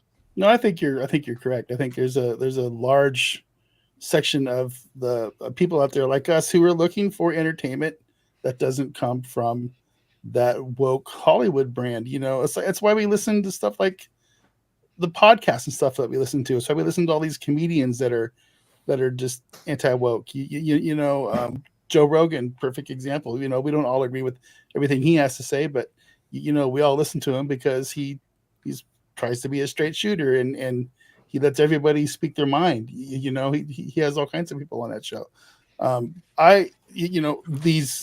Some of these Netflix specials, Netflix doesn't have a great track record, but they also let some of these guys say what they want with these specials that they do. There's a large audience, a huge audience out there of people just like us who are looking for fun entertainment, and it doesn't all have to be crap. I mean, look at the Tim Allen stuff. My wife is still watching his shows religiously every day that they're on. You have to go to these like weird, obscure cable channels to find some of this stuff, but it is out there, and those are the stuff that I see on my TV when I get home in the afternoon being watched. So I know there's an audience for this stuff. Brian, I want to throw this to you to wrap this up with, because in this Hollywood Reporter article, they do take shots at Trump. They do take shots at Zachary Levi for his political beliefs. But just last week, we read another Hollywood Reporter puff piece about Rachel Zegler, where they very prominently talked about her support for Palestine, free Palestine, and, when I was working in Hollywood, like the big thing about Hollywood was that it's run by Jews, essentially. And, the most powerful people in Hollywood, at least when I was there, were Jewish. And so, like, you recently had this issue with the Scream sequel, where some of the actors came out in support of Palestine. I think that was last year after like the October 6th attack. Melissa Barrera. October 8th, yeah. And The basically deadliest day in history. Yeah, and basically the Jews in Hollywood all banded together and got these girls fired. So like there is this divide there where it's like, like Hollywood tends to hate people of the Jewish persuasion, but at the same time, they're more than happy to, prop up these people who just spread hate and divisiveness and all this other stuff. So what was your take on that? Yeah, I think it's, by the way, Jews definitely do run large portions of Los Angeles. I worked in the fashion district for many years, and every one of my bosses were like super Jews. Good guys. I'm not Super talking trash. Jews. What were the And superpowers? demonetized. And when I say super Jews, look, There's one thing you just I can't can ever say talk that about. I am Jewish. Look, How many things are you, man? It's like well, I'm a mutt, bro. I'm like my mom is like Jewish and Mongolian, so. So dude, Wow, I mean, when I say super Jew, I'm talking about, like, that would make for an interesting dinner table. Why all of a sudden am I picturing Mel Brooks coming in a Superman outfit going, I know, right? I am Isn't like- Super Jew. I don't look on Yeah. Sundays, though. Isn't 90% of the world's population part Mongolian though? So no, she's like Genghis Khan. like Mongo, not like I'm have the 1% gene. No, she's actually like her mother was a Mongolian prostitute, and her dad was a devout Jew. Is there a Bigfoot in somebody's background? I keep hearing a big growl. Listen, let me finish my point. But Okay. it is generally ran by Whatever, Jew boy. a lot of Jews. So you can't just walk around being like, free Palestine from the something to the sea, whatever. Basically saying, let's get rid of like your home world, your hometown, your home country. Like, that's going to be a problem. Even if they're hyper liberals and like they want to support whatever the agenda is, like they're Jews first. That's it. Whether they like you or not, like they're Jews first. And you can't just walk around screaming for the extermination of their people. You can't do that. No. Not supposed to do that for any people. You shouldn't do that for anyone, No. but especially if your bosses happen to be those people. And you're like, from the something to the something, kill all the Jews. From the river to the sea. Whatever it is, yeah. Yeah. Like you can't walk around and scream for their extermination of their people, right, and not expect to keep your job. And that goes for anyone, whether you're Jews or whatever. Doesn't matter. well, Brian, I would say that learning that you're part Mongol prostitute explains a lot. Wow. So thank you for that. That little I'm insight. an open book, bro. And My he's got mom was a Mongolian stripper. prostitute, Brian from the podcast. Yes, He's yes, Mongolian got prostitute.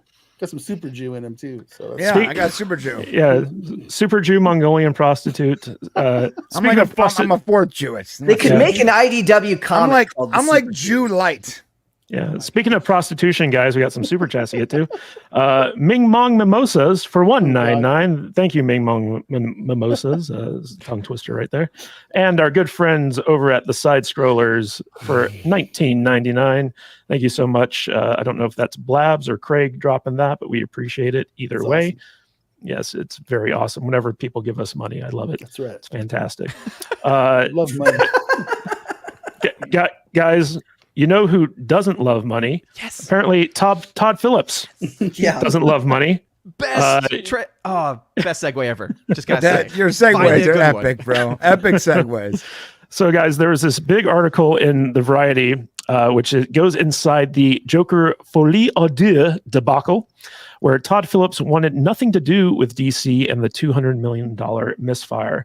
And this is kind of an interesting article because as Joker continues to underperform at the box office massively, like one of the biggest flops of the year. 90% Friday to Friday drop. That's never. Yeah. I don't remember seeing anything like that.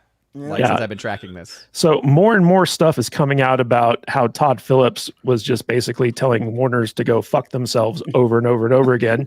And also how James Gunn and Peter Safran, the guys who are now in charge of the DCEU, were basically had nothing to do with this. They didn't show up on set. They didn't talk to Todd Phillips. They didn't do It's anything. actually with worse this. than that. All of them guys and Zasloff were basically cock blocked from the set. Yeah. Yeah. So I want to talk about this because it's super interesting to see like how the first Joker movie made over $1 billion and really resonated with young male audiences. And this one just basically said, fuck it, I'm going to make it a musical starring Lady Gaga because reasons.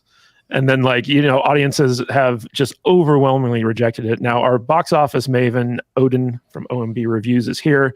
So I'm going to toss it to him to give us the box office breakdown and also get his thoughts on Todd Phillips being the biggest asshole in Hollywood. I don't know about that next one, that second point. I mean, obviously, I've seen the movie, and so I definitely feel like he does not care at all about anyone who enjoyed his first movie and was trying to make basically every attempt to have them all hate it. And clearly that is showing, as was just mentioned, right? I think this might be, at least since I've been tracking it, the biggest Friday to Friday.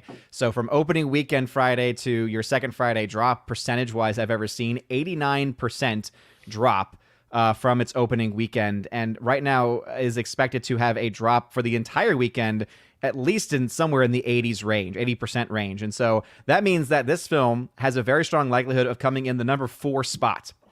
Now, keep in mind, the first Joker film made over $1 billion. This film ain't doing that. This film ain't even going to come close to that. This thing will be lucky to do half of that. Yeah. Yeah. And for all the people that have been making comparisons of, oh, will it even catch the Marvels? I think that is definitely something you still have to ask the question of, I don't know. The only thing that could ever help it is international, because international somehow was still about where they thought it was going to be. But I'd be very surprised if the international didn't also completely reject this movie as well. So we'll find that out on Sunday. But oh my gosh, so this film costing $200 million to make has to make what, like between $450-500+ million just to break even. It's not going to do that. This film's looking like it's going to cap out somewhere around maybe $200 million if it's lucky. I mean, at this point in time, let me see if I can pull up the actual page. Well, what was funny about that is that Warner's went to Todd Phillips and was like, hey, can you shoot in these different places so that we could maybe save 20% on the budget? And Todd Phillips was just like, nah, not going to do it. We're going to shoot in LA. Give me $200 million. Well, that's because from that article, we learned that, because this kind of goes along with some of the stuff I had reported years ago too, was that this was already in motion. They had the deal. Zaslav basically had the chance to either go with it or not go with it, because going with it meant that they basically had to give him everything he wanted, and they could suggest and ask if he would change, like you just pointed out, but he didn't have to. Right. So that was the thing, is I don't think that this sweetheart deal that Todd Phillips got to make this movie in the first place would have happened under Zaslav. Because that's the thing, is that he was all into cost cutting, and he's the one, I think, who asked them if they could shoot it in these other places and save a bunch of money. Because that's the thing. Look at the price of this film. They're all in about $300 million, as Odin just said, when you factor in all the advertising and such. They're never gonna make that money back, ever. All the money they just made on Beetlejuice just went down the fucking toilet. It's true. Odin, finish your analysis for us, please. Oh, no, I was just going to say, I mean, you have to, what do we honestly think this film is going to be at as far as at the end of its weekend? As of right now, it's still only being reported as being around $121 million worldwide as of right now. That isn't a whole lot off from where it was even just last weekend. Now maybe the numbers isn't updating it as quickly. There was a few days this week I see what happened. Where it didn't even make $1 million a day. So now I actually see what happened now. So yeah, so every single day it's been making very, very little, but also the international got projected down, because last weekend it was said to have made like 81 million internationally. Now it's only down to 75 million. So clearly, so this film is underperforming in every single market. So I think, to say, does this film even get to $200 million is a question that we should now be asking. So I want to throw this to our DC expert on the panel, Brian. You run a DC channel, and you're always up on DC entertainment news. But and you went and saw Joker, and from what I understand, you kind of liked it. No, I didn't like it. No, was it Shane that kind of liked it? Shane liked it. Yeah. So I hated it with a passion, with a fiery passion. So this idea that Todd Phillips, who made the original Joker for $60 million, it was basically Taxi Driver with clown makeup, comes back and says hey, you know what? I want to do a musical. And it's just and the character of Joker doesn't actually exist in the movie. He gets gang raped in prison and all this other stuff. It feels like it's almost like if Zack Snyder went back to DC and decided to make another movie. What's your take on the details coming out that basically Todd Phillips just told everyone to get fucked? I'm going to make what I want to make. Yeah, my take on it was, I believe that he accidentally made a really good movie for the first movie. And you got to hear me out on this. So I think he was trying to make the typical, Hollywood bullcrap where the villain is, the white, straight male incel living with his mom, can't get a girl. Paint the bad guy as the villain, right? Paint the villain as what is the current villain. If you look and listen to the Hollywood Message, is exactly that. White, straight males. That's the current villain in Hollywood, everywhere. So he tried to paint that. And you have Joaquin Phoenix, who's a very good actor. And maybe his creativity came through and they made this guy actually likable. And they made the message something that people can resonate with, where he literally shoots the media in the face.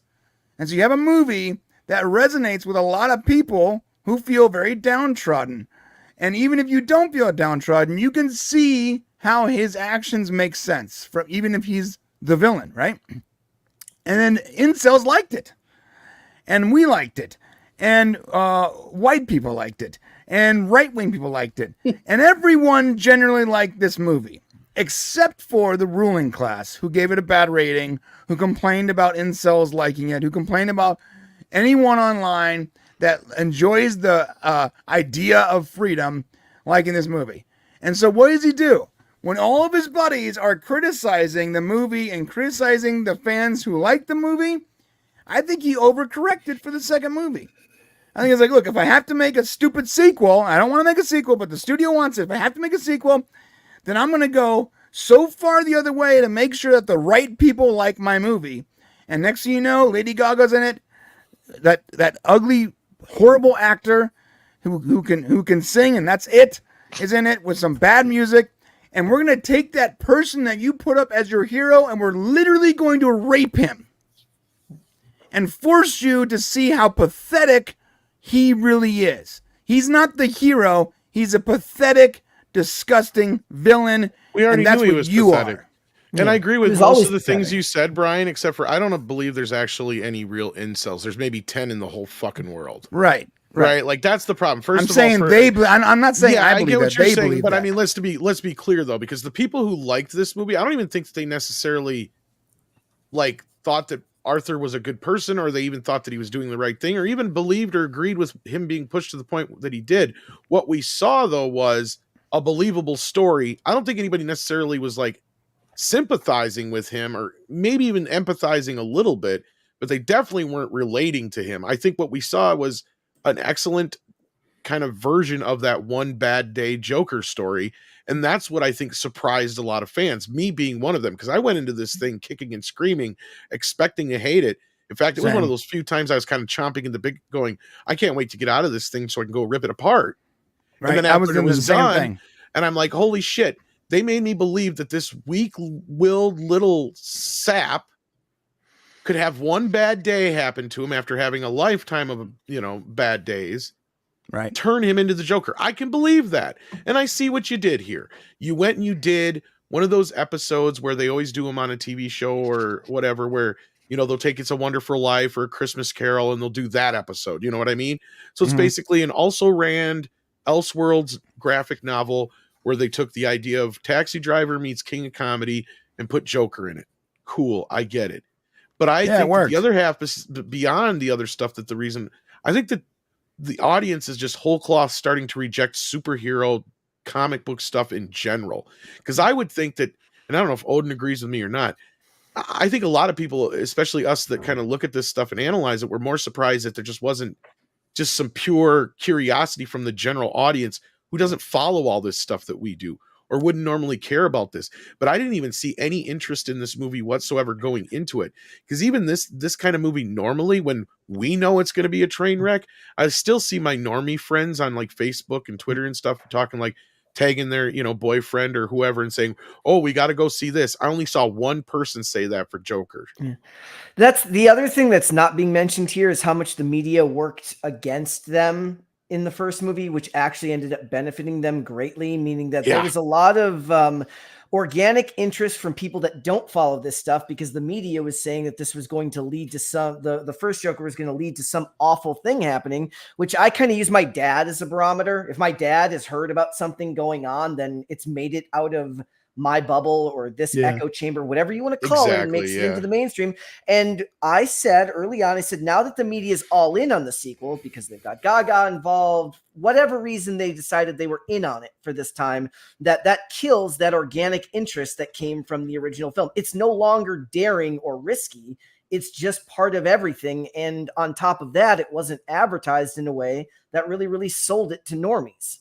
Well, Brett, one of the more interesting parts of this article to me was where they talked about how Bradley Cooper was the producer of the original Joker movie. And apparently he was the only one who could kind of rein in Todd Phillips. And the article talks about how Bradley Cooper has very good kind of like instincts about like commercialism and what's going to hit and what resonates with audiences. And apparently him and Todd Phillips had a falling out and he stepped away from producing this movie. And so there was literally no one on staff to kind of like tell Todd Phillips, like put Todd Phillips in his place or tell him no or anything like that.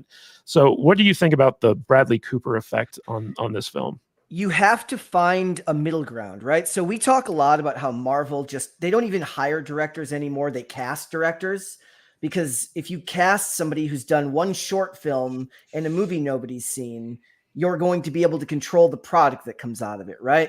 Even they talk about George Lucas. Once, people started being yes men and there was nobody to rein him in, it made the product objectively worse. You need to find a middle ground between giving a director a leash, but it has to be long enough to allow them to be creative, while also having somebody, whether it's Bradley Cooper or the bean counters that say, look, this isn't going to actually make us any money. Somebody has to be able to reel them back in and put them back on course, because people kept talking about, art being daring. I'm like, well, you're not making art. You're making commercial art. It's vastly different. Your goal is that a lot of people are paying you a lot of money and giving you a lot of capital to produce something that is going to bring them a return on their investment.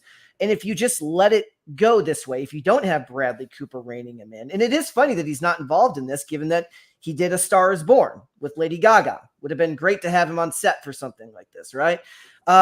It's bad for those who want directors that will be allowed to execute their vision, but it's also good because it means that when these projects fail, you have to be reined in and somebody has to tell you, you need to be allowed to be creative, but you shouldn't be allowed to just run amok and tell David Zaslav, the head of the studio, that he can't be involved in the production of this film. Right. Mr. Butters, I can remember when the original Joker came out, like we had just started doing the podcast, and we all went and saw it in the theater, and we were all very pleasantly surprised at how good we thought it was. I haven't bothered to watch the sequel. I know you haven't bothered to watch it. Why do you think normies, by and large, are rejecting the sequel? I mean, I didn't watch it simply because I just wasn't interested in it. I looked at the marketing. I looked at the kind of movie it was. I just don't think it was a movie that resonated with me. I wasn't interested in watching a musical take on Joker and his adventures with Lady Gaga. It just wasn't something that I wanted to see. And honestly, I kind of forgot it was even out in the theaters after it first came out. I didn't even think about it a single time this week. It's just one of those movies that never hit with me. I mean, I've kind of been feeling that way about most things in the theater here recently. There's nothing out there that is even remotely interesting to me that I want to spend money on it to go see right now. It's very strange because I'm usually not like that. I love going to the movies, but right now there's just nothing out there that I want to go spend money on, and this included. So I think I just kind of have a general sense of apathy or something towards what's going on out there right now. So I would recommend. I think I just kind of fell into it. So yeah. I'd recommend The Wild Robot. It's a fun film. I don't think that's out in theaters yet, though, is it? It is. It is? Okay. Well, Odin, real quick, as we wrap up this talk of Joker 2, one of the interesting things about Joker 2 is that it got like a D cinema score. And for those of you out there who don't know how cinema score works, cinema score isn't how good of a movie it is. That's not the ranking. The ranking is how effective the marketing of the movie was opening night of the film.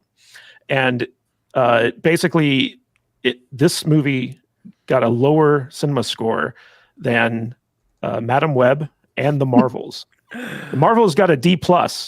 This one got a D. So, Odin, can you give us a breakdown of what it means to get a D on a cinema score for a $200 million movie? Why did you have to ask me about that? You know I hate cinema score, because even if you understand how it actually works, it's still the dumbest thing ever, because they don't give you any actual data. They just give you, this is the score, trust us. I actually much prefer a place like ComScore and the post track, because the post track to me was hilarious. Basically, what they ask people after the film is how they would overall rank the film. Would they give it a strong recommend? Exactly like what kind of like scale would it be? And it got a half star. It got a half star post track score. That's just their general thoughts on the film. And then I was trying to pull up the number on what the actual recommend was, but it was also very, very low as well. And so essentially what this means, though, is that not only did the film not get to any new audiences, right? And this is what typically what we see in franchises or in films in general, like John Wick, a great example, where you had a pretty decent showing the first time around, but then it built its audience because of its doing really well on DVD and Blu-ray and 4K and streaming. And then all of a sudden you have John Wick 2 do even better, John Wick 3 do even better. And the only one that did not do the same amount better than the previous film was John Wick 4, but even that one still did well. Like that still did about as much as it needed to. In this case, even with the pre-sales for it, it was already looking at doing half of the first film. It ended up doing about a third of what the first film's domestic opening was. And now with how it's tracking, it's going to do even worse than that in the long run. And so I think that the cinema score post track, more reliable, I think ultimately just shows that the people who even were convinced to go see the movie did not enjoy it almost universally. I think also, like as Dutch Butters mentioned, nobody knew this movie was coming out. Like there was like almost no marketing for it, which is kind of interesting. But getting to Kalikioki or Kalikioki, is that how you pronounce it? Kalikioki for $5. Disagree, Tom, with audiences rejecting superhero films outright. Take Guardians 3 awful box office start, ended well. Word of mouth killed the Joker 2. And an addendum to that, before you guys answer, he has another $2 super chat. Superhero films have to be good for people to show up. That's fair, but again, my point was, and I'm not disagreeing with what you're saying. What I'm saying is, people are not going to go just show up for these movies anymore like they used to. Like just because, like, just for pure, like, I don't even know if Odin really got a chance to respond to it, but just by pure like fact of like the general, there $1 billion people or $1 billion worth of people went to see the first Joker movie. There's no good reason in the world that Joker 2 shouldn't open bigger than this, other than all these things going against it. And for it to have to be this bad, I almost say that we have to have hit this point where superhero movies have kind of hit stagnation. If you go back the last 2 years, the only superhero movies that have been hits are, as you just mentioned, Guardians of the Galaxy 3, which didn't become a hit really until it got good word of mouth. It had a soft opening. Spider-Man No Way Home and Deadpool and Wolverine are the only two exceptions. And those two movies have something very much in common that all the other superhero movies don't, that opened up horribly and didn't perform. In fact, we have had some of the biggest flops in history now in the last couple of years because of superhero movies, between the Marvels and a couple other ones alone, right? Well, also, if you look at the Marvels, Joker 2, and then also Aquaman, all of those made $1 billion in 2018 and 2019, and have that or more after the fact. And to agree with Tom's peak. point, and to agree with Tom's point, I would also completely agree with that it's the general normie moviegoer that used to be like, oh, it's a Marvel film, I'm seeing it, not even really caring about what it was about, not even caring who was in it. That's gone, that's dead, and these numbers clearly show that. But I will say, as you also mentioned, right, if it's a film though that either looks really, really good from marketing, has really good marketing program for it, has a lot of things going, like Deadpool Wolverine, great example of that, right? You have the right people in it, you have the right marketing for it did everything it needed to do,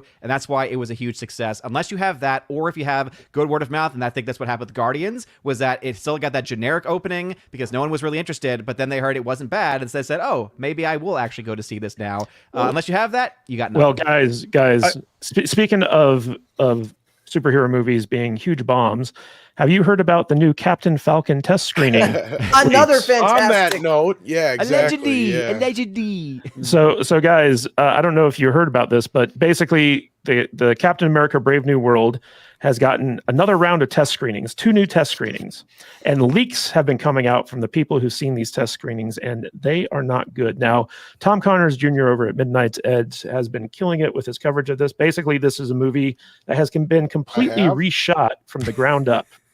Yes, you See, said he just likes to make shit up, dude. He does this all the time. He just you have been on record saying they only reshot 3 things: Act 1, 2, and 3 of the film. And apparently Giancarlo Esposito, is that who?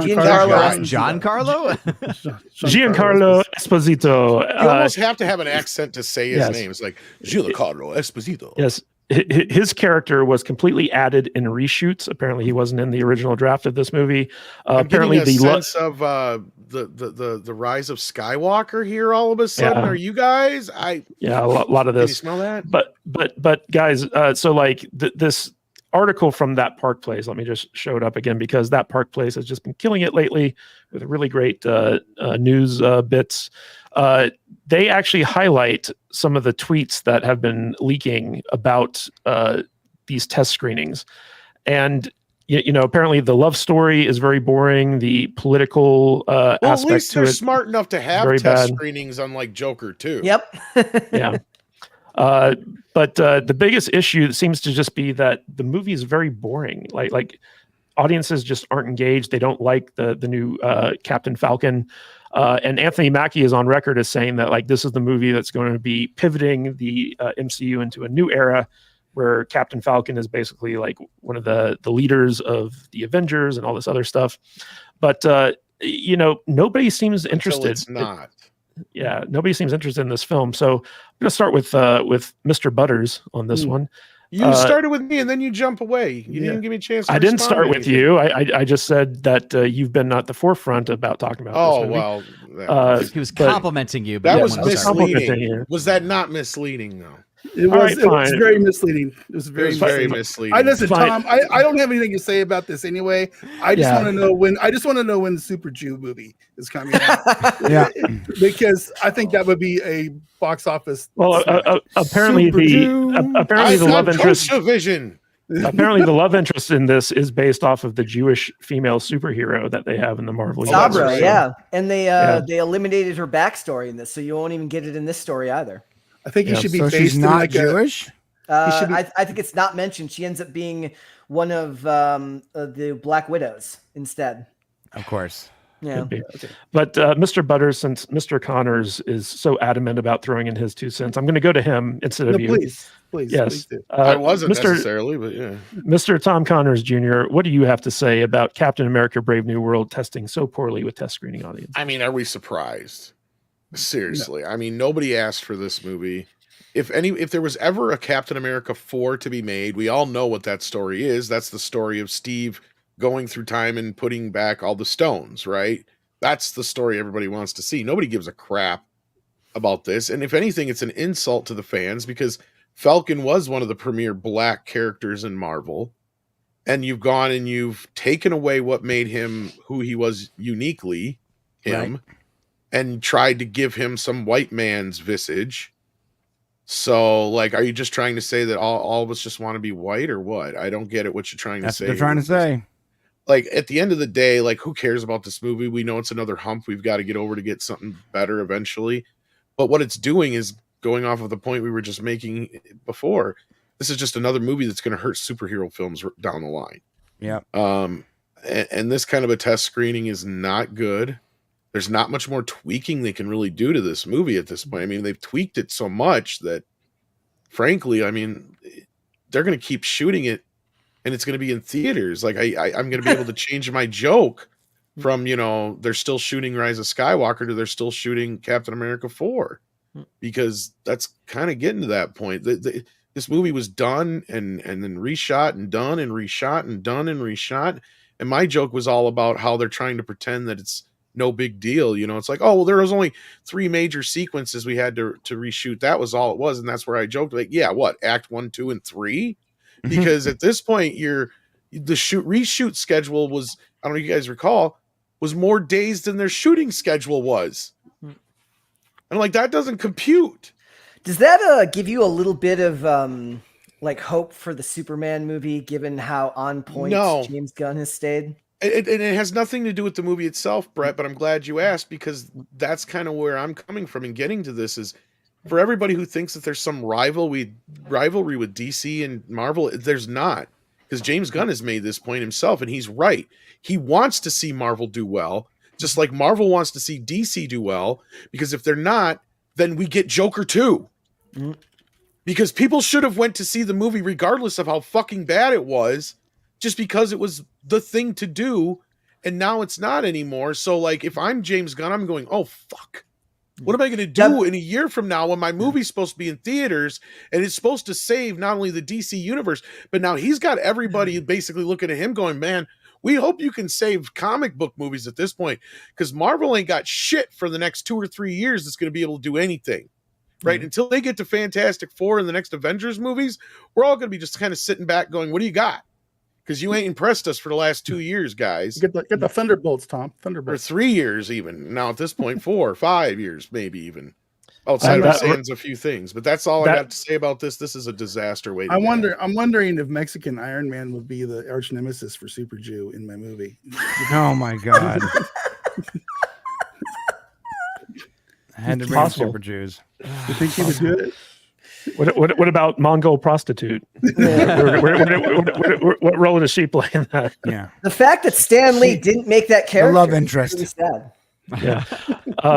So, guys, before I throw this to Brett, I just want to say that last night I checked out the new HBO original series, The Franchise, and it's basically a thinly veiled lampoon of the process of making DC Universe movies at Warner Brothers. Highly recommend that if you like superhero movies, you check out this show, because it is a very interesting behind the scenes look. They have one character who is quite obviously based off of Kevin Feige, which is very interesting, but definitely worth watching. I believe the first episode's out right now on HBO Max. But Brett, one of the big things here is that apparently there are 3 major set pieces in Captain Falcon, and both test screenings who watched 2 different cuts of the movie all said that they were bad, that these set pieces were not good. And Marvel's in kind of a pickle right now, because if they're going to go back and try to fix these things, any more reshoots and pushback of release date is going to really screw up all the other movies that they have planned. So they can't really push this thing back any further. Well, but it's obvious that they need to fix this. Yeah. So what's your take on a movie that needs such drastic tinkering, but they just don't have the time to do it? Well, the funny part is I'm probably going to end up being like, yeah, it was fun. Like, I already know me. And it's like, here's the thing. Like, everyone talks about how when Falcon and Winter Soldier came out, right? Like, there's the political messaging. It's all over it. And I was talking about this earlier, where I said that it tends to be less so in the movies. So they just avoid the... I did not mute him. I didn't mute him. I don't know what the hell happened. That's weird. We lost Brett. Really weird. He's saying, wait a second. I gotta wait a second. So we lost him. Disney came in and muted his mic. So is the premise? Tim came in and said, "All right, knock it off." I always loathe when my mic cuts out there. So does Tim Pool have a kill switch on you there? Yes, I thought Tim was mad that we were talking about Super Jews. He was like, "Yeah, back it off." What it is? No. Like, I'm gonna end up liking the movie. I can already tell you. I'm not liking it, but I'll be like, yeah, it was fine. It's not gonna matter to me for most of it. But it's just like talking about spending $200 million to make Joker, right? Like, when the budget balloons this high and production takes this many like side roads to get to your final product. I would love to get back to the era where, like, last year we were talking about, it's really funny. We were talking about strong week-to-week holds, and you're talking about good word of mouth. That's what Top Gun Maverick did, right? It didn't make $1 gazillion in its first week. It made like 100 million or something like that. And then steady over time made all the way up to $1 billion. But to me, get back to spending $100 million on your movie so that your overhead is way lower. And I would love to see that, but there was no way they were going to do this movie at that price point. And with that many reshoots, I don't even know how much I'm going to actually care. Maybe I'll be the only one who ends up liking it. Brian, isn't this movie... I'm probably going to like it too. There you go. Me and Brian. It's always me and Brian. We like The Flash. We hate the Yeah. Batman. You know. Yeah. we're on the Oh, same I page hated here. the Batman. Go Hated ahead, the Dutch. Batman. Dutch, say what you want to say. I was just gonna say, isn't this movie about him being upset and going to the president because he can't get a bank loan? That was the show. That was a show. That was a If show. that's Dutch. what it's Oh. about, that's going to be funny. Mr. President, they won't give me a bank loan even though I'm an Avenger.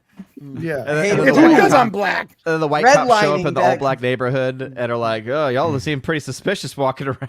We have a superhero called Redline, and that'll be a whole new thing.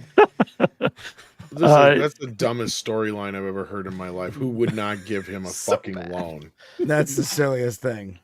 Especially like the minority Avenger, right? The guy who say, Well, like, Right. I mean, But, just like- out of the simple fact alone, you could like use that as like an advertising tool at that point, right? Like, Yeah, give him a brand deal like these YouTubers. yeah, like what these the hell? people That makes are- absolutely no fucking sense. They're Why acting does he have like TikTok? they're acting like, oh, this world would be great if like Nike would give some black person a fucking deal, you know? yeah, I can but- see if the Hulk walked in there all hulked out and been like, "Me, loan. Can I have loan?" I can see them being like, "Listen, like bring out Bruce before we talk." stuff. Me damage, smash, me smash, loan. Are they saying that the Avengers don't pay him well enough? Is Tony that cheap? That's- Was he that cheap Yeah. that he just doesn't have Well, any that's money? the question. saved? Do the Avengers even No really collateral? get paid? Like, yeah, I don't think they See, get but you're paid. be quiet though, because eventually, just like what you were mentioning with the show about making DC superhero movies, is someday we'll have to watch a movie about superhero accountants and all of the stuff it takes to hide in shell corporations to Honestly, do fun stuff. We're that gonna would have be a superhero horrible lawyers. show. It would be hilarious, and that's what I thought Shield was supposed to be. Was like the cleanup crew, right? Like that's what the way they originally pitched it to me was like. These are the guys who come in and clean up the mess after the superheroes have, saved the Yeah, day. damage control. What was that? What was that Damage show control. that show that was out for like a season where it was like it's the people who get called to clean up after they destroy. Yeah, I think it that's was- what it was. The one that it was Brian called just Damage mentioned. Control. Yeah, Damage yeah, control. Yeah. yeah.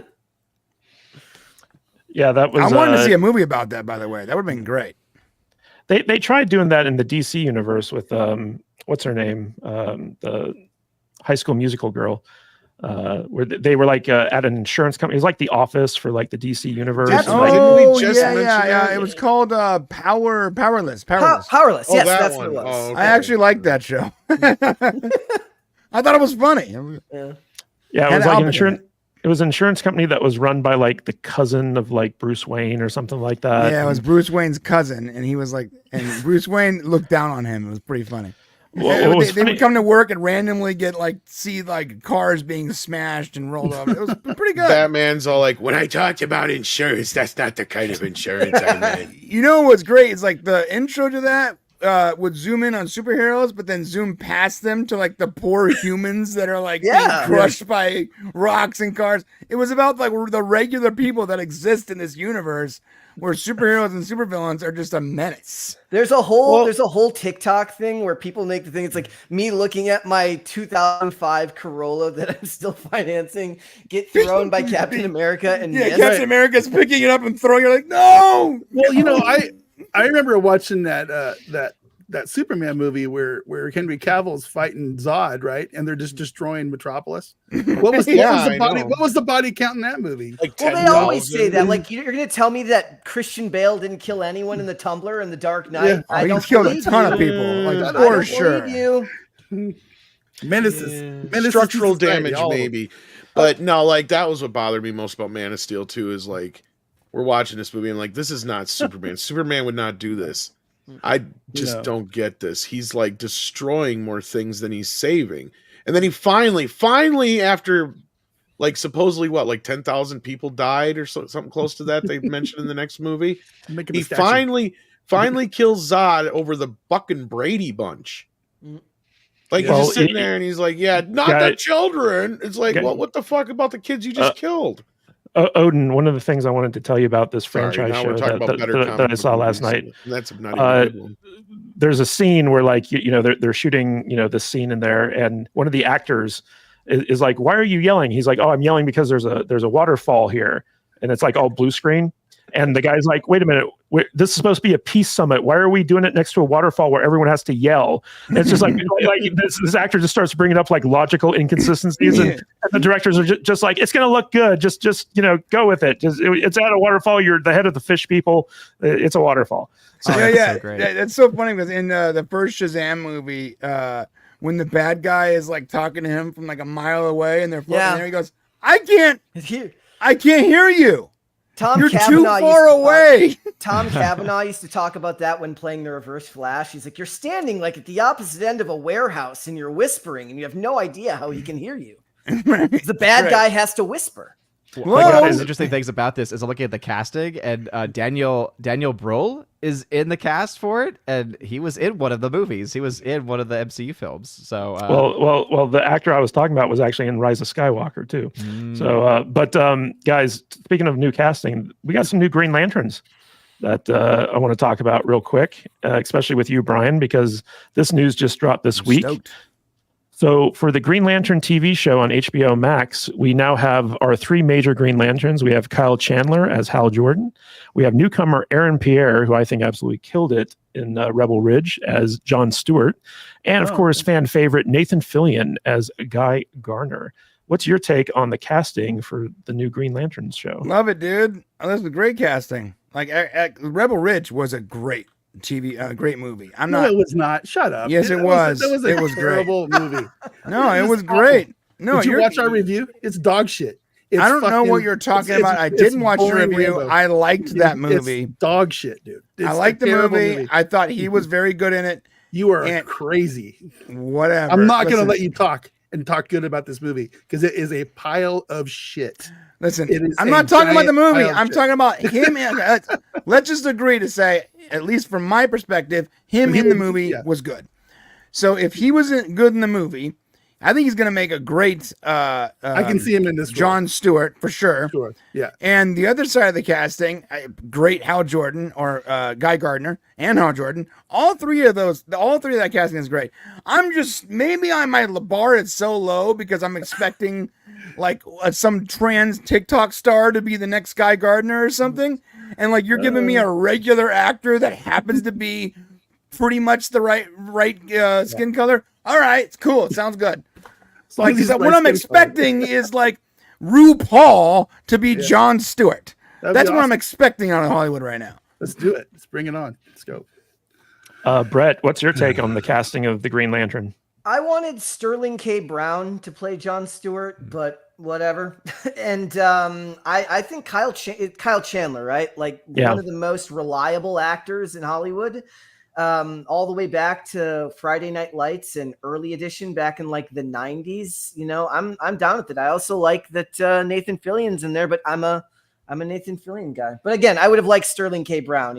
He had expressed interest in doing the role before. I think he's a versatile actor, but we'll have to wait and see. I haven't seen anything that the new guy is in, so I'll be happy to be pleasantly surprised. Well, Odin, the Penguin seems to be doing really well for HBO right now. And the Green Lantern Corps TV show is basically space cops in space. And these are the 3 cops that we're going to be getting, Kyle Chandler, Aaron Pierre, and Nathan Fillion. What's your take on it?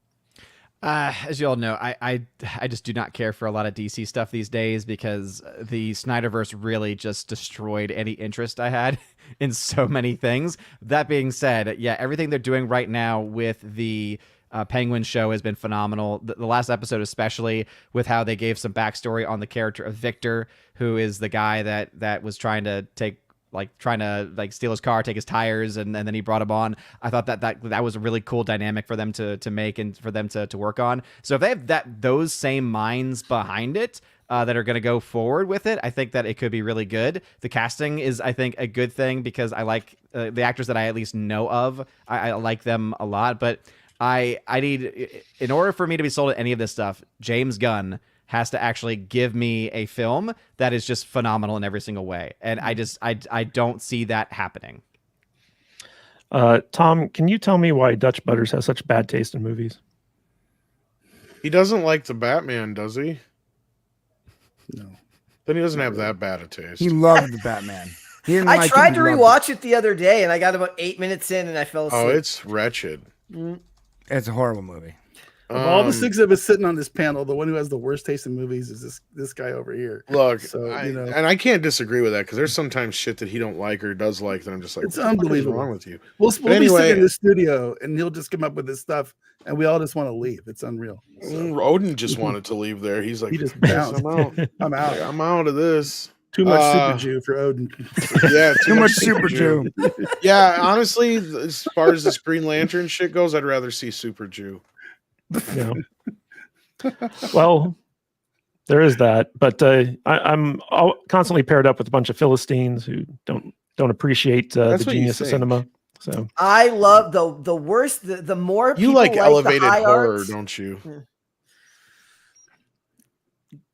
What? Brett, I what said, did you say? I said, give me the lowbrow stuff anytime. I tried to watch the Batman the other day. It was awful. Yeah, Batman's horrible. I like explosions. I want to be Yeah, just make entertained, stuff bro. blow up. It's not. That's. I The wanna part be that's entertained. infuriating. That's the It's part not. that's It's not that infuriating. hard. I It's don't not that need to hard. hear about I your want- you know crazy what I- genius masterpiece. I don't want to intercept you. I don't want to know about your character. Just entertain me, damn it. You know, one of those- Megalopolis was the worst movie I have ever seen, hands down, in theaters. Period. I want a new Chris Pine Dungeons and Dragons movies. Yeah, 100%. That That's was what I want. great. Give me one of those. Dude, I enjoyed the crap. I've watched that 3 times now. I enjoyed it every time. It's so I good. do want to see Megalopolis though, just because it was a fuck you to Hollywood. You- but that Oh, being it's You the gotta- worst movie I've ever seen. Do you guys know what I enjoy the crap out of? Super chats. No, Oh, here we Where did go. Odin go? Here we Now I think go. he actually did piece out on this. Congratulations, Matt. Who said Dash what to Attack, piss him off? 'Cause I VTuber, was English, talking. for $2. What's the source on Levi? So Dash Attack, if you look in the description of this video, you can find the Hollywood Reporter article that gives you all the details that we talked about. And of course, Mexican Iron Man finally dropping a super chat for $5. Rebel Ridge sucked Tijuana donkey midnight show balls and Latino slant made me watch it. Waste of time. LOL. Thank you, Mike. Thank you, Mikey. That's awesome. That is so true. What a terrible movie. Yes. Well, guys, we had a lot to talk about today, and we talked about it. Want to thank my fantastic panel of nerds, including Odin, who had to bounce because Super Jew. Tom of Midnight's Edge. Any final thoughts, and where can people find more of you? I like turtles. And you can find me at Midnight's Edge After Dark. We're starting a new channel called Midnight's Edge Retrospectives and Classics.